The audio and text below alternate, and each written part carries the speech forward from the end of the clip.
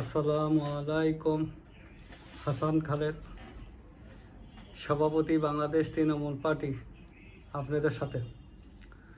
দর্শক শ্রোতা, কি বলবো আপনাদের সাথে, মানে আমরা যে হবচন্দ্রের দেশে বাস করতেছি এটা নিশ্চিত হয়ে গেছে।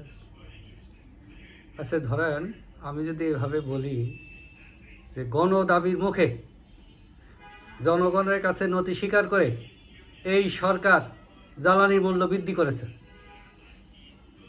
কথাটা কেমন লাগবে? আমাকে পাগল বলবেন না? নিশ্চিতভাবেই কিন্তু আমাকে পাগল বলবেন, আমার বিশ্বাস। এমনটাই বিএনপি নেতা রিজভী বলেছে, জনগণের দাবির প্রেক্ষিতে সরকার কিছুটা জ্বালানির দাম বৃদ্ধি করেছে। তখন আমার হাসি আসে, তখন এদেরকে কি বলবেন? এদেরকে নিয়ে আমরা কি মন্তব্য করতে পারি? তার মানে ওরা মনে করতেছে এরা সুপার ট্যালেন্ট, আমরা একবার গোবাজ্যে কিসিমের কিছু লোক, বুঝছেন, একবারে গবেট, কিছুই বুঝি না। এই হইল অবস্থা। ওরা যা বলে তা আমরা সব বুঝি, যথার্থ হয়েছে বলে সৈন্যে রব তুলি। তা আমরা তো এতটা বোকা না, বাঙালি এতটা বোকা না যতটা। আমি বুঝলাম না, আপনি সরকারে যে যায় সেই বাংলা জনগণের ভোটে যাক বা প্ল্যান ভোটেই যাক, ওইখানে গিয়ে বাঙালিরা জনগণের বোকাপোকা করে। তো রিজভী সাহেবের আর জনগণের সামনে কথা বলাটা উচিত হবে না। বাংলাদেশ তৃণমূল পার্টি চায়, একেবারে অসহ্য করে ফেলছে। রিজভী সাহেব, আপনি বিদায় হন, আপনার দায়িত্ব পালন করতে পারতেছেন না, আপনি বিদায় হন, আপনার কথা জনগণ শুনতে আর প্রস্তুত না। আবার দেখান মিডিয়াতে আসলো কি, পেট্রোল আর অকটেনে ওভারফ্লো হচ্ছে, ডিপোতে ট্যাঙ্কিতে ওভারফ্লো হচ্ছে, সরকার পেট্রোলিয়াম কর্পোরেশন এটা কিনতেছে না। যারা যোগান দেয় প্রতিষ্ঠানগুলো পেট্রোলিয়াম কর্পোরেশনকে যোগান দিতে পারতেছে না। তাদের যে তারা যে তেলটা রিফাইন করে, এটা তো আমাদের দেশের, সেইখানে ওভারফ্লো হয়ে যাচ্ছে। তাহলে এই কৃত্রিম সংকট কেন? আমাদের যারা বাইক রাইডার, যারা ট্যাক্সি চালায়, যারা পেট্রোল বা অকটেনে যে সমস্ত গাড়ি চলে, সেগুলো লাইনের পর লাইন ধরে কেন আছে?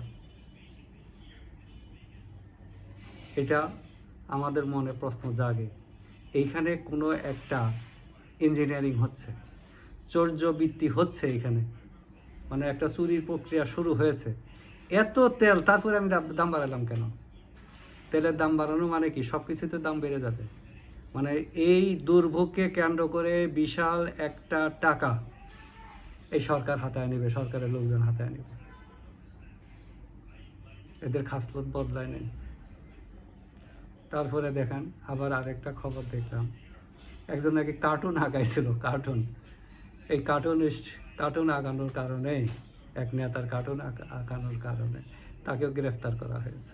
এই দুঃখ আর কোথায় রাখি?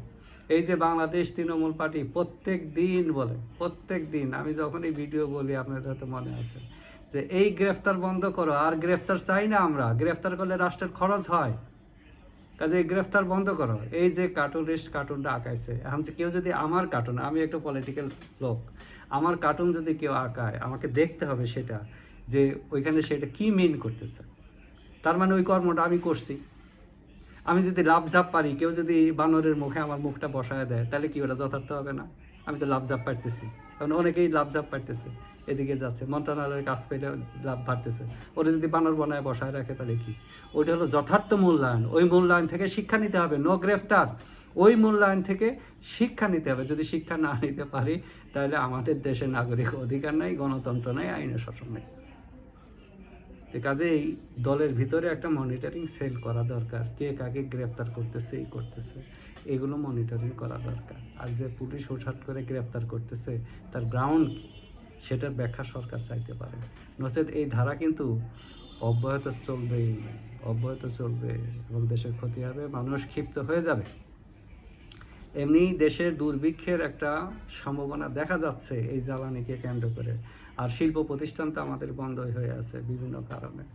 যে আমরা যদি জনগণকে আরও ক্ষিপ্ত করে দিই, সেটা তো সরকারের জন্য ভালো হয় না। আমরা তো সরকারকে পরামর্শ দেই, সরকার কথা শোনে না।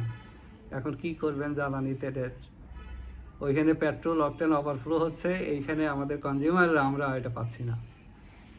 কেমন একটা খেলা চিন্তা করেন।